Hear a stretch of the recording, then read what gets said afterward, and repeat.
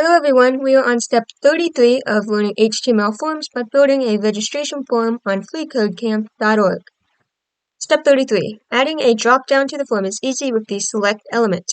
The select element is a container for a group of option elements, and the option element acts as a label for each drop-down option. Both elements require closing tags. Start by adding a select element under the two label elements. So we're just going to do that right here. Select. And inside of that, we're going to nest 5 option elements.